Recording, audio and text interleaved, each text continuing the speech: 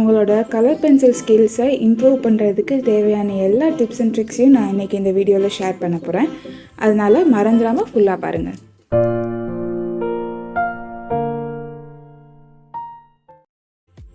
இன்றைக்கி நான் யூஸ் பண்ணுற மெட்டீரியல்ஸ் எல்லாமே ரொம்ப சீப்பானது. நீங்கள் எங்கே வேணால் ஈஸியாக வாங்கக்கூடிய மெட்டீரியல்ஸ் தான் நான் யூஸ் பண்ணுறேன். இந்த நோட் புக் பார்த்திங்கன்னா நான் classmate ட்ராயிங் புக் தான் யூஸ் பண்ணுறேன். இதோட பேப்பர் வந்து கொஞ்சம் திக்காக இருக்கும். அதனால் நம்ம நிறைய லேயர்ஸ் வந்து கலர் பென்சில் இதுக்கு மேலே நம்ம ஆட் பண்ண முடியும். பென்சிலை பொறுத்த வரைக்கும் நான் இந்த Faber castell பை கலர் பென்சில் தான் யூஸ் பண்ணுறேன். இதில் 2 பென்சில் முன்னாடியும் பின்னாடியும் அட்டாச் ஆகிருக்கும். அப்புறம் ஸ்கெட்சிங்கை வரைகிறதுக்காக நான் சாதா HB பென்சில் தான் யூஸ் பண்ணுறேன். ஆனால் பின்னாடி இந்த இரேசர் இருக்கிறத யூஸ் பண்ணுறேன். இல்லைன்னா நீங்கள் மெக்கானிக்கல் பென்சிலும் யூஸ் பண்ணலாம். அதில் ஆனால் இந்த இரேசர் இருக்கணும். அப்படின்னா தான் நமக்கு ஹைலைட்ஸ் கொண்டு வரதுக்கு கொஞ்சம் ஈஸியாக இருக்கும். இப்போ நம்ம எப்படியெல்லாம் வரையக்கூடாதுன்றது பார்ப்போம். ஃபஸ்ட்டு எடுத்ததும் நம்ம ஸ்கெட்சிங் தான் ஆரம்பிப்போம். ஆனால் அந்த ஸ்கெட்சை வந்து நம்ம அழுத்தி வரைஞ்சிடுவோம். ஆனால் அப்படி நம்ம செய்யவே கூடாது. ஏன்னா அழுத்தி வரைஞ்சிட்டா அதை நம்மளால் அழிக்கவும் முடியாது. அப்படியே அழித்தாலும் அந்த தடம் வந்து தெரிய தான் செய்யும். அடுத்தது பொறுமையாக உட்காந்து அந்த ஸ்கெட்சை வரைகிறது கிடையாது. இது வந்து ரொம்ப பெரிய மிஸ்டேக். அடுத்ததாக நம்ம வந்து ஷார்பன் பண்ணாத பிளண்ட் பென்சிலை யூஸ் பண்ணுறது, அதாவது மொட்டை பென்சிலை யூஸ் பண்ணுறது. இது வந்து என்ன செய்யும்னா நமக்கு ஒரு ஈவனான ஒரு ஷேடிங்கே நமக்கு கிடைக்காது நம்ம இந்த மாதிரி பிளண்ட்டான பென்சில் யூஸ் பண்ணும்போது. நீங்களே நல்லா பாருங்களேன், நான் பென்சில் ஸ்ட்ரோக்ஸை சும்மா எங்கெல்லாம் தோணுதோ அங்கெல்லாம் நான் வந்து கலர் பண்ணுறேன். ஆக்சுவலாக அப்படி பண்ணக்கூடாது. இப்படி பண்ணால் நமக்கு ஸ்மூத்தான பிளெண்டிங் கிடைக்காது. அது மட்டும் இல்லாமல் ரொம்ப அழுத்தி வரைகிறதுனால என்ன ஆகும்னா நமக்கு ஷேடிங் வந்து ஈவனாக இருக்காது. அது மட்டும் இல்லாமல் ரொம்ப திட்டாக தெரியும். இன்னொரு முக்கியமான விஷயம் என்னென்னா, பேப்பர் வந்து பார்க்குறதுக்கு ஸ்மூத்தாக தெரிஞ்சாலும் அது ஸ்மூத்தாக இருக்காது. அதில் நிறைய மேடு பள்ளம்லாம் இருக்கும். அப்போ நம்ம அழுத்தி வரையும் போது அந்த பேப்பரில் வந்து நம்மளால் ஈவனாக ஷேட் பண்ண முடியாது. அழுத்துறதுனால அந்த டெக்ஸ்சர் எல்லாமே போயிடும். அதுக்கு மேலே நம்ம எந்த ஒரு கலர் பென்சில் லேயருமே நம்மளால் ஆட் பண்ணவே முடியாது. இன்னொரு முக்கியமான விஷயம், நம்மக்கிட்ட இருக்கிற எல்லா கலர்ஸையுமே நம்ம யூஸ் பண்ணாமலே இருக்கிறது.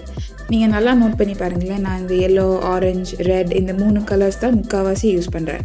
ஆனால் ரியலிசம்னு வரும்போது நமக்கு நிறையா கலர்ஸ் தேவைப்படும்.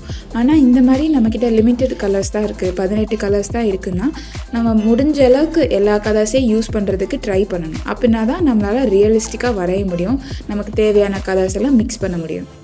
அடுத்ததாக அந்த ஹைலைட்ஸ் எதுவுமே நம்ம கொடுக்கறது கிடையாது. எந்த ஒரு டீட்டெயில்ஸுமே அதில் இருக்க போகிறது கிடையாது. அது மட்டும் இல்லாமல் அந்த ஷேடோஸை வரைகிறதுக்கு பிளாக் கலர் பென்சில் யூஸ் பண்ணுறது, இது ரெண்டுமே ரொம்ப பெரிய தப்பு. நீங்களே இந்த ட்ராயிங்கை நல்லா நோட் பண்ணி பாருங்களேன். இதில் ஷேடிங் வந்து ரொம்ப அன்ஈவனாக இருக்குது. அது மட்டும் இல்லாமல் அந்த பென்சில் ஸ்ட்ரோக்ஸ் எல்லாமே நல்லா தெளிவாக தெரியுது. எந்த விதமான கான்ட்ராஸ்ட்டும் இல்லை, எந்த ஹைலைட்ஸும் இல்லை, டீட்டெயில்ஸும் இல்லை. அது மட்டும் இல்லாமல் இது பார்க்குறதுக்கு கொஞ்சம் கூட தத்ரூபமாக இல்லவே இல்லை. இனிமேல் எப்படி வரையணுன்றதை பார்ப்போம். இனிமேல் நம்ம ட்ராயிங்க்கு தேவையானது இந்த ஸ்கெட்சிங் தான். இந்த ஸ்கெட்சிங்கை என்னால் முடிஞ்ச அளவுக்கு நான் லைட்டாக வரைய போகிறேன். அந்த பென்சிலில் நான் எந்த விதமான ப்ரெஷரும் கொடுக்க போகிறதே கிடையாது. ரொம்ப லைட்டாக ரொம்ப ஸ்மூத்தாக தான் நான் அதை வரைய போகிறேன்.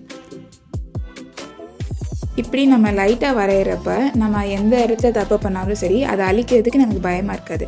ஏன்னா அப்படியே நம்ம அழித்தாலும் அங்கே அந்த லைன்ஸ் தெரிய போகிறதே கிடையாது. அதனால் எவ்வளோ தடவை வேணாலும் நான் திருப்பி அழித்து எனக்கு வேணுங்கிற அளவுக்கு நான் சாட்டிஸ்ஃபைடாக இருக்கிற அளவுக்கு நான் அதை வரைஞ்சி முடிக்க போகிறேன். அது மட்டும் இல்லாமல் இந்த ட்ராயிங்கை வரைகிறதுக்கு கூட நான் ரொம்ப பொறுமையாக தான் வரைகிறேன். எனக்கு எவ்வளோ டைம் வேணுமோ அவ்வளோ டைம் எடுத்துக்கிறேன். ஏன்னா நான் எந்த இமேஜை பார்த்து வரைகிறேனோ அதே மாதிரியே இது வரணும். அதனால நான் வேணுங்கிற டைம் எல்லாம் எடுத்து ரொம்ப பொறுமையாக உட்காந்து தான் இந்த ஸ்கெட்சை வரைகிறேன். இந்த ஸ்கெட்சை பார்த்தா எனக்கு கொஞ்சம் டார்க்காக தான் தெரியுது. அதனால இதை இன்னும் லைட் ஆக்குறதுக்கு நான் நீடபிள் இரேசர் யூஸ் பண்ணி அதை இன்னும் லைட் ஆக்கிடுவேன். அடுத்ததாக எனக்கு என்னென்ன பென்சில்ஸ்லாம் வேணுமோ அது எல்லாத்தையுமே முதல்ல செலக்ட் பண்ணிவிட்டு அது எல்லாத்தையுமே நான் ஷார்ப் பண்ணி வச்சுருவேன். ஏன்னா நம்ம வந்து எப்போயுமே வரையும் போது ஷார்ப்பான பென்சில்ஸ் தான் யூஸ் பண்ணணும். அதனால் முதல்லே உங்கள் கலர்ஸ் எல்லாத்தையும் நீங்கள் ஷார்ப் பண்ணி வச்சுட்டிங்கன்னா வரைகிறதுக்கு ஈஸியாக இருக்கும்.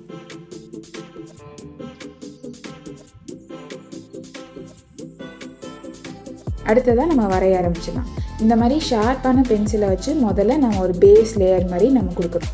பேஸ் லேயர் கொடுக்கும்போது நம்ம ஒரே டைரெக்ஷனில் தான் வரையணும். டைரெக்ஷனை நம்ம மாற்றிக்கிட்டே இருக்கக்கூடாது. ஏதாவது ஒரு டைரெக்ஷனில் வரைஞ்சிங்கன்னா அதே டைரெக்ஷனில் தான் ஃபுல்லாக வரையணும்.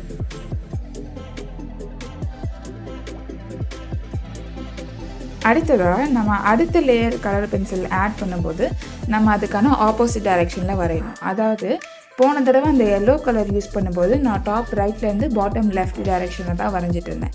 ஆனால் இப்போது இந்த ஆரஞ்சு கலர் யூஸ் பண்ணும்போது டாப் லெஃப்ட்லேருந்து பாட்டம் ரைட்டுக்கு தான் நான் வரைகிறேன். அதாவது அந்த டைரெக்ஷன் வந்து கொஞ்சம் மாறி தான் நம்ம வரையணும். அப்படி நம்ம வரையும் போது தான் அந்த கலர் பென்சில் வந்து கொஞ்சம் ஸ்ப்ரெட் ஆகும், எல்லா இடத்துலையும் கொஞ்சம் ஈவனாக கவர் ஆகும். அது மட்டும் இல்லாமல் பார்க்க திட்டாக தெரியாது.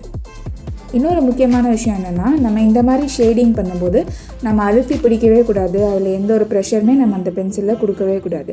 ஆனால் அதே சமயம் நம்ம டீட்டெயில்ஸ் வரையும்போது, அதாவது இந்த காம்பெல்லாம் வரையும்போது கொஞ்சம் லைட்டாக ப்ரெஷர் கொடுத்து தான் வரையணும். அப்படி கொடுத்தா தான் நம்மளால் டீட்டெயில்டாக வரைய முடியும். இப்போ அந்த ஃப்ரூட்டோட பேஸ் லேயரை நம்ம கொடுத்துட்டதுனால அந்த லீஃபை வந்து நம்ம வரைஞ்சி முடிச்சிடலாம். அந்த லீஃபுக்கு அதே மாதிரி தான் பேஸ் லேயர்லேருந்து ஆரம்பித்து அடுத்து கொஞ்சம் கொஞ்சமாக டார்க் ஆக்கிக்கிட்டே போகணும். இப்போ அந்த லீஃபுக்கு ஓரளவுக்கு நம்ம கலர்ஸ் கொடுத்துருக்கோமா, அதனால் இப்போ நம்ம அதுக்கு ஹைலைட்ஸ் கொடுக்கலாம். அந்த ஹைலைட்ஸ் கொடுக்குறதுக்கு அந்த இரேசர் வச்ச பென்சில் தான் நம்ம யூஸ் பண்ணுறோம். இது வந்து என்ன செய்யணும்னா, நம்ம இப்போ வரைஞ்ச அந்த மேலே இருக்கிற கலர் பென்சில் லேயரை மட்டும்தான் அது அழிக்க போகுது.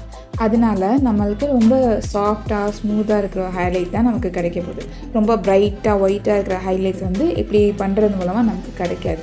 அதனால நமக்கு பிரைட்டான ஹைலைட்ஸ் வேணும், ரொம்ப பளிச்சுன்னு இருக்கிற ஹைலைட்ஸ் வேணும்னா அந்த இடத்த கலர் பண்ணாமலே நம்ம விட்டுருணும். இப்போ அந்த லீஃபை வரைஞ்சி முடிச்சிட்டோமா, அடுத்ததாக இந்த ஃப்ரூட்டோட லெஃப்ட் சைடு வரையலாம். இந்த மாதிரி நீங்கள் செக்ஷன் பை செக்ஷனாக நீங்கள் பிரித்து வரைஞ்சிங்கன்னா உங்களுக்கு வரைகிறதுக்கு ஈஸியாக இருக்கும். அது மட்டும் இல்லாமல் ஒரு சின்ன ஏரியாவில் ஃபோக்கஸ் பண்ணி உங்களால் வரைய முடியும்.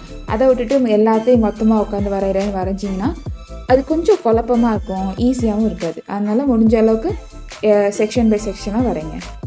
அடுத்ததாக நீங்கள் எப்போயுமே லேயர் பை லேயராக தான் வரையணும். ஒரே தடவையிலே நம்ம வரைஞ்சி முடிக்கக்கூடாது. நீங்கள் நல்லா பார்த்தீங்கன்னா இந்த பேஸ் லேயர், அதாவது அந்த ரைட் சைடு ஃப்ரூட்டுக்கும் லெஃப்ட் சைடு ஃப்ரூட்டுக்கும் எவ்வளோ வித்தியாசம் இருக்குது பாருங்கள். ஏன்னா நம்ம இதில் நிறைய கலர் பென்சில் லேயர்ஸ் நம்ம ஆட் பண்ணியிருக்கோம். அது மட்டும் இல்லாமல் இதில் நிறையா கலர்ஸ் இருக்குது, நிறையா கலர் பென்சில்ஸ் இருக்குது. எதுலேயுமே நம்ம அழுத்தி வரையவே இல்லை, சாஃப்டாக தான் வரைஞ்சிருக்கோம். அதனால இது பார்க்குறதுக்கு ஸ்மூத்தாகவும் இருக்குது. நீங்கள் இந்த மாதிரி லேயர் பை லேயராக தான் வரையணும். அடுத்ததாக முடிஞ்ச அளவுக்கு உங்கள் பென்சில்ஸை ஷார்ப்பாக வச்சுக்க பாருங்கள். மொட்டையாகிடுச்சுன்னா திருப்பி ஷார்ப்பன் பண்ணி வச்சுக்கோங்க. ஏன்னா நான் முதலே சொன்ன மாதிரி மொட்டையான பென்சில் வச்சு வரையும் போது நமக்கு ஈவனான ஷேடிங் கிடைக்காது. அதனால எந்த அளவுக்கு முடியுமோ அந்த அளவுக்கு நீங்கள் ஷார்ப்பான பென்சில்ஸ் யூஸ் பண்ணுங்கள். அடுத்ததாக உங்ககிட்ட என்னெல்லாம் கலர்ஸ் இருக்கோ அந்த கலர்ஸ் எல்லாம் மிக்ஸ் பண்ணி உங்களால் எவ்வளோ வரைய முடியுமோ அவ்வளோ வரைங்க. ஏன்னா நமக்கு ரியலிசம்னு வரும்போது நிறையா கலர்ஸ் தேவைப்படும். நான் முதலே சொன்ன மாதிரி இப்படி நமக்கு ஒரு லிமிட்டடான செட் இருக்கும்போது எந்த அளவுக்கு எல்லா கலர்ஸையும் யூஸ் பண்ணுறோமோ அந்த அளவுக்கு நம்மளோட ட்ராயிங் பார்க்குறதுக்கு ரியலிஸ்டிக்காக இருக்கும். இப்போ ஓரளவுக்கு நம்ம அதில் கலர் பென்சில்ஸ் இருக்கிறதுனால நம்ம இதில் வந்து ஹைலைட்ஸ் கொடுக்க ஆரம்பிச்சிடலாம். இப்படி நம்ம ஹைலைட்ஸ் கொடுக்கும்போது சின்ன சின்ன டீட்டெயில்ஸ் எல்லாம் நம்மளால் ஈஸியாக கொடுக்க முடியும். அதே இது நம்ம கலர் பென்சிலை வச்சு இந்த இடத்துலலாம் வரையாமலே விட்டோம்னு வச்சுக்கோங்களேன், அது ரொம்ப டைம் எடுக்கும். அது மட்டும் இல்லாமல் ரொம்ப ஸ்ட்ரெஸ்ஃபுல்லாக இருக்கும் அதை வரைகிறதுக்கு. இது வந்து இந்த மாதிரி சின்ன சின்ன ஹைலைட்ஸும் டீட்டெயில்ஸும் கொடுக்குறதுக்கு இது ரொம்ப ஈஸியான மெத்தட். நீங்களே பாருங்களேன் எவ்வளோ ஈஸியாக நம்ம அந்த டீட்டெயில்ஸ் எல்லாம் கொடுத்து முடிச்சிட்டோம். இப்படி நம்ம அந்த அழிச்ச இடத்துலலாம் திருப்பி இன்னொரு லேயர் எல்லோ கொடுத்துட்டு அதுக்கப்புறம் அந்த ஆரஞ்சு கலரை வச்சு அது பக்கத்தில் நம்ம வரையணும். இப்படி நம்ம அது பக்கத்தில் வரையும் போது அந்த லைட்டான ஏரியாவுக்கும் அந்த டார்க்கான ஏரியாவுக்கும் நிறையா கான்ட்ராஸ்ட் கிடைக்கும். அப்படி கான்ட்ராஸ்ட் கிடச்சிச்சின்னா அது பார்க்குறதுக்கு கொஞ்சம் அட்ராக்டிவாக இருக்கும். அந்த லெஃப்ட் சைடு வந்து கிட்டத்தட்ட முடிய போகிற ஸ்டேஜில் இருக்கிறதுனால நம்ம இப்போ அந்த பென்சிலில் கொஞ்சம் லைட்டாக ப்ரெஷர் கொடுத்து கொஞ்சம் அழுத்தி வரைய ஆரம்பிக்கலாம். இதை வந்து பர்னிஷிங்னு சொல்லுவாங்க. பர்னிஷிங்னால் வேறு ஒன்றும் இல்லைங்க, நிறைய ப்ரெஷர், அதாவது அந்த பென்சிலை ரொம்ப அழுத்தி வரைகிறதுக்கு பேர் தான் பர்னிஷிங். இது வந்து இந்த மாதிரி கடைசி லேயர்ஸில் தான் உங்களால் பண்ண முடியும். முதலே நீங்கள் அந்த மாதிரி அழுத்தி வரைஞ்சிட்டிங்கன்னா திட்டாக தெரியும். ஆனால் அதே இது இந்த மாதிரி ஸ்லோவாக நம்ம லேயர் பை லேயராக நிறையா கலர்ஸை பில்டு பண்ணிவிட்டு அதுக்கப்புறமா இந்த மாதிரி நம்ம பர்னிஷ் பண்ணோன்னா அது பார்க்குறதுக்கு இன்னும் ரிச்சாக தெரியும், இன்னும் டார்க்காக தெரியும், பார்க்குறதுக்கு நல்லாயிருக்கும். அந்த லெஃப்ட் சைடை நல்லா பார்த்தீங்கன்னா உங்களுக்கே தெரியுது, நிறையா கலர்ஸ் தெரியுது. அது மட்டும் இல்லாமல் எந்த திட்டாக லைன்ஸும் தெரிய போகிறது கிடையாது. அப்புறம் பென்சில் ஸ்ட்ரோக்ஸும் உங்கள் கண்ணுக்கு தெரிய போகிறது கிடையாது. இந்த மாதிரி ஸ்மூத்தாக வரணும்னு நினச்சிங்கன்னா நம்ம இந்த மாதிரி லேயர் பை லேயராக தான் வரையணும், பொறுமையாக தான் உட்காந்து வரையணும். இப்போ நம்ம எப்படி இந்த லெஃப்ட் சைடு வரைஞ்சோமோ அதே மாதிரி தான் இந்த ரைட் சைடும் நம்ம வரைஞ்சி முடிக்க போகிறோம்.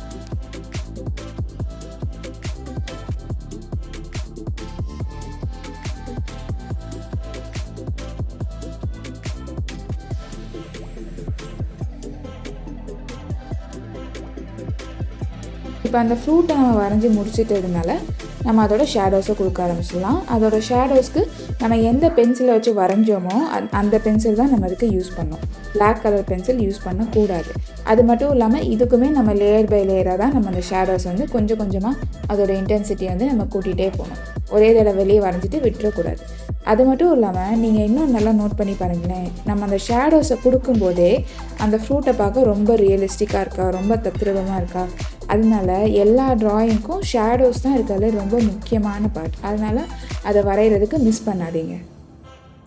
இதில் இருக்கிறதுலே ரொம்ப முக்கியமான விஷயம் என்னென்னா, நீங்கள் பொறுமையாக உட்காந்து வரையணும். ஏன்னா ரியலிஸ்டிக்காக வரையணும்னு நினச்சிங்கன்னா அதுக்கு ரொம்ப டைம் எடுக்கும். அதனால் பொறுமையாக உட்காந்து வரைங்க. அவ்வளோதாங்க.